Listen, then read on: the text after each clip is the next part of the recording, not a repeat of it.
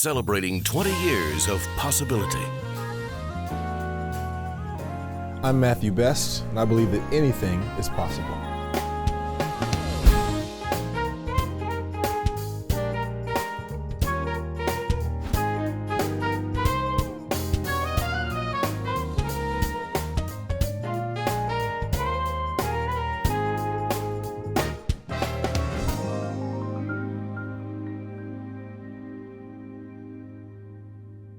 Welcome to Anything is Possible. These are great stories about great people whose lives prove that anything is possible. And this is Matthew Best. Welcome to the broadcast. It's a pleasure to be here. When did I meet you? I had to be shortly after I graduated from college. I was working for InterVarsity Christian Fellowship, running a campus ministry at UT. We met, I want to say at a Proverbs study, or maybe even somewhere else before that.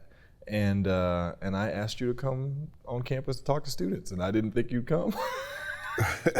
I came, but then I think the thing that really impressed me about you is you were raising money. Yes. And you were not afraid to ask. Yeah, I wasn't good at it, but at that point I was desperate. I was like, I'm gonna ask this dude if he can help me raise support. Otherwise, I ain't eating next month. So there we go. So you were not afraid to ask. And I remember we got into this conversation about spiritual disciplines. Okay. And you brought me a book. Wow. It was a workbook on spiritual disciplines. I have it at the house now. And what struck me about that was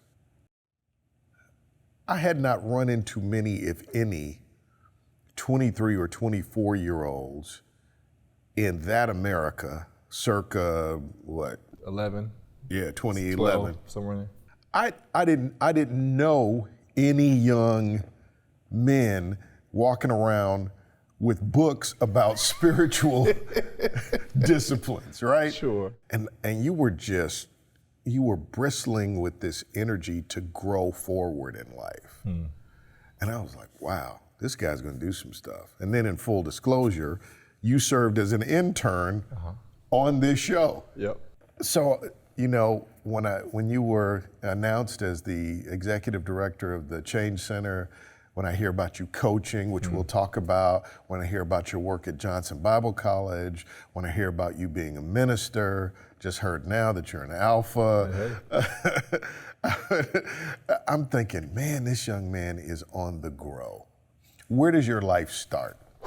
Memphis, Tennessee starts with my mother and my father being incredibly just loving and supportive parents, and really stressing the importance of faith and the importance of just being a good person and trusting God for stuff. I saw my mom's faith in some very significant ways. My mom was the first in her family to graduate from college. She became an attorney. She got elected judge in 1998 when she was barely 40 years old. And so I got to see that kind of stuff. I saw my dad just be an incredibly faithful man. I think we've talked about my dad before in personal and conversations. Now tell me more about your dad. My dad is the most loving and empathic man you'll ever meet in your life. He's an interesting person. He did 39 years in the military between reserves and active duty, but hates violence, hates guns, hates war. He's just loves structure and leadership, and he loves developing other people and serving other people. And so between the two of them, my mom's ambition, my dad's desire to connect and love and serve well. I mean, and he didn't ever talk to me about what it meant to love somebody. He just really modeled it in some really sacrificial ways. Those two things are kind of, I think, what makes sense for my life to be devoted to ministry and community work. I mean, What tripped me out, you were an athlete, right? What Not sports did you play? I did track. Well, in college I did track. I was a decathlete at UT for 2 years. Probably the worst decathlete in the history of University of Tennessee. But I made the team, okay? In high school, I played basketball and ran track, and then are you gonna get to the dance? Yeah. I also was a dancer for a very long time. I started dancing when I was 8. That's the thing that tripped me out was when I found out you were a dancer, because you're this tall dude, and I'm thinking you're rocking the rim or you're catching passes. And I remember talking to you one day, you said, you know, as a dancer, Yeah. I still dance. Much better at that than any sport I've ever played. Really? Oh, for sure. And that's another thing about my dad. My dad, right? He said, Matthew, as much as I love you playing sports, he said, I'm never happier than when you're performing. Said that to me when I was in high school. Really? We literally, I'll never forget, one night I had just got into ballet, right? So I was doing other dance and then I just got into ballet. And I'll never forget Whoa, time out. Yes. Time out. I knew you did jazz and all this ballet other stuff. was where it landed for me in high school. I didn't know it was ballet. I literally quit basketball my 11th grade year because I got to lead the Nutcracker. Promise you. Go look it up. The Nut Remix. It was a hybrid new kind of version of the Nutcracker, the new ballet ensemble. I'm still the logo, by the way. If you go to the building, you'll see a picture of me doing a toe touch on the side of the building in Memphis, Tennessee. Literally, my dad one night. Toe touch? Okay. Yes, it's me doing a toe touch. So what is a toe touch? So like, we'll do a split in the air, like the whole thing. Right. And so there's the logo or the art on the side of the building is a picture of me jumping over one of my classmates doing a toe touch.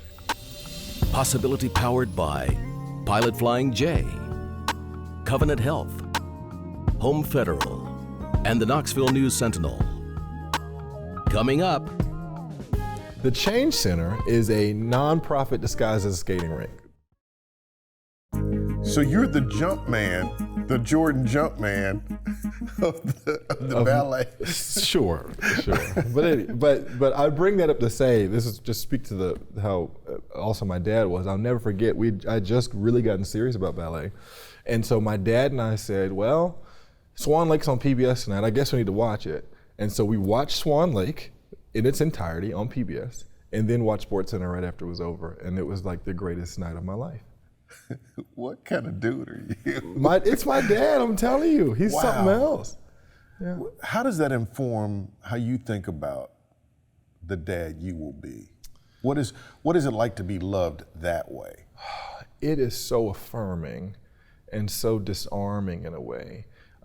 Does it give you a greater sense of who you are? For sure. As a man? Well, because I don't have to wrestle, right? I don't have to struggle with stuff because my dad's always just appreciated all of me. My mom too, but it's I have not had a lot of those like identity crises that a lot of people struggle with. And even in the midst of like getting teased for stuff every now and then or whatever, that stuff has never really bothered me because I'm like, I don't care what you say, my dad loves me, and I know who I am. And that same thing applies spiritually, I'm sure. Right. Yep. I don't care what you think of me, my dad loves me. Yep. Yeah. Yep. Horizontal and vertical. That's it. So let's talk about your other father's Sure. love then.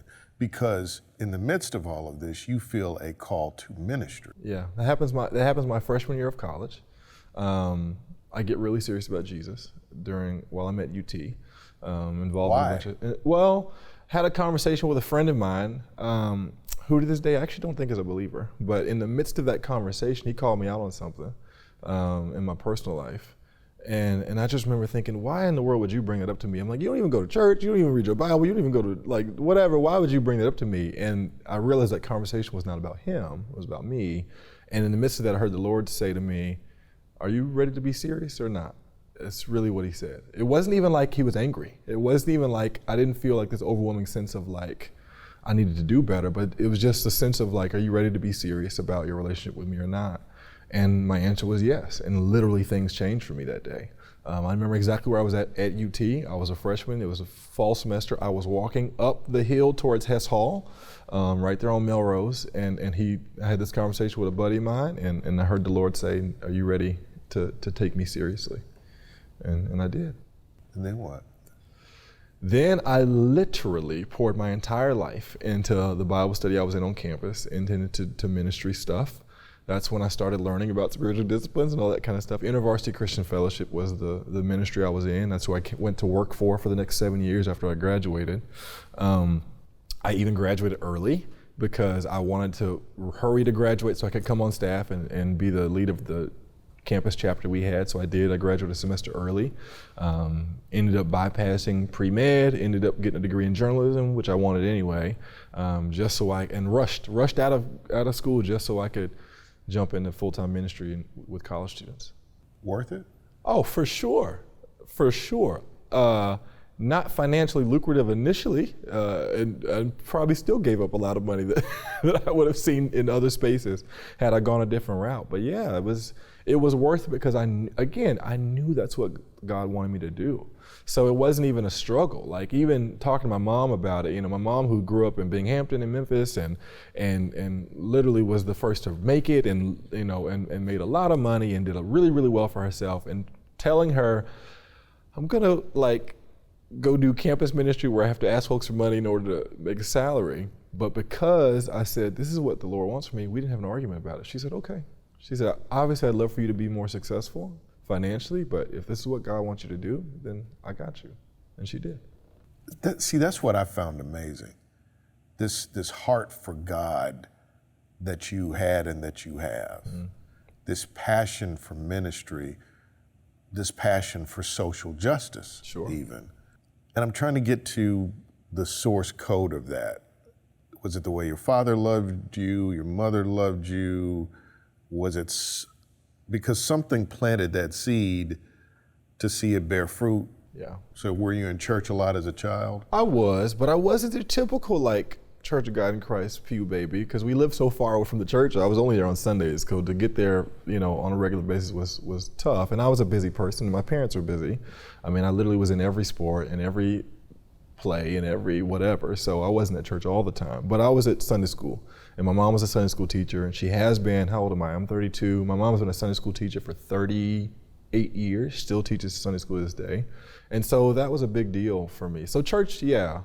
But honestly, I think the thing that shifted things for me was me getting serious about Jesus after college, and then doing life with people in ways that I realized sometimes there are disconnects between this church thing and people's lives, and how do I bridge that? So for me, that's what my ministry started looking like, was I realized there's always got to be a community development piece to this thing, otherwise it's not real ministry, right? So it's not like this idea of social justice and ministry are separate. It's this idea of I want to do ministry, which means I got to do things that impact people in their day to day. What happened after that? What'd you do next? So while I was still working for IV, I got connected with Emerald Youth Foundation, or Emerald Academy actually. What I was doing was I was helping to just go have lunch with middle school kids and taking college students to go just spend time with middle schoolers. And it was there that a lot of this stuff started getting activated. I ended up leaving InterVarsity and working for Emerald Youth Foundation, where I served mostly kids in East Knoxville, which is where I live now. And that was another step in that process of saying, okay, Emerald's doing work with kids, but they're doing work in these neighborhoods for these reasons, using these methods, because this is a holistic look kind of at what it looks like to serve folks well and to spread the gospel. And then after that, I ended up at Johnson University doing what I think was really the ultimate combination of everything up to my life at that point. Helping high school kids realize that faith and justice go together, and how do you live that out? And that's really what I was doing up until about a little while ago, and when I started joining the Change Center, which got me back in East Knoxville, got me back connected to young people, but also has me collaborating with all these other organizations that I already love, and I see the work they do, and I get a chance to kind of help put a lot of those things together.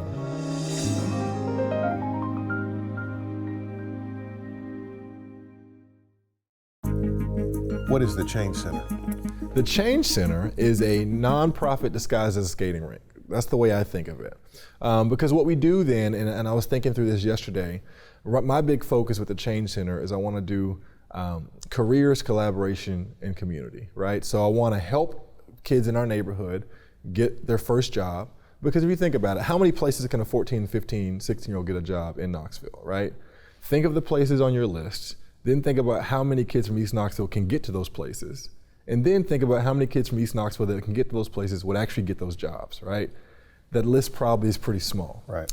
And so for us, we get a chance to hire kids from the neighborhood to work at the center and do some real workforce development training, not because we want them to be the greatest skating rink workers ever, but because we want them to get a chance to make some money, learn some skills, and be prepared for whatever's next. And so that's a big focus on what we do. And then we also want to have a safe space for kids to hang out and have fun and be kids, because recreation is something that our kids deserve too. They shouldn't have to go across town just to go have fun. And they shouldn't have to have a lot of money to go have fun. So that's what we provide. Do you feel a special responsibility as a black man to do the work that you're doing where you're doing it? Absolutely, absolutely. Why? Because go ahead. You literally could go do anything. You've got the fit. I guess that's what the young people say. We could put you on Wall Street. We could put you in a C-suite. We could put you in a law firm. Sure. We could put you in a medical career. You could be a suburban Germantown kind of. Don't do that. kind of guy. And I remember you were on my radio show. Uh-huh. And we were talking about what it's like to be a young black executive in East Tennessee.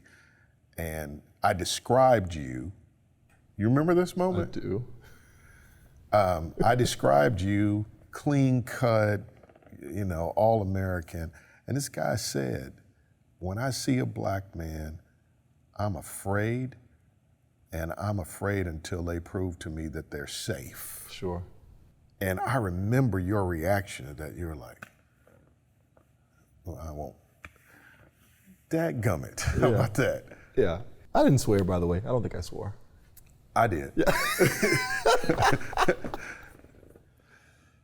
For me, yeah. I could see you wrestling with, man, I'm bringing the best of who I am every day. And this is still how I'm being framed. Sure. Is that part of why you feel called to be where you are doing what you're doing? Yes, but I will say this. One thing that has been freeing in the recent years, and I don't know how people want to take this, but I can phrase it the way I have to phrase it the way I think of it. I'm less concerned with what white people think of me. I will say that. What I am excited about and what I want to do is to do things for myself that honor me and that honor people in my community, in my neighborhood, right? So it's less about what can I do to prove that I am a safe Negro, right? Which is the terms that people have used, right? It's less about that and more about what do I deserve, and what does my neighborhood deserve, and what do young people that see me deserve, right? And I think that's a big part of it for me. And so, Are you I got to seeing that model impact with young black people as you work with them at the Change Center? Absolutely. And is that part of what you're trying to model?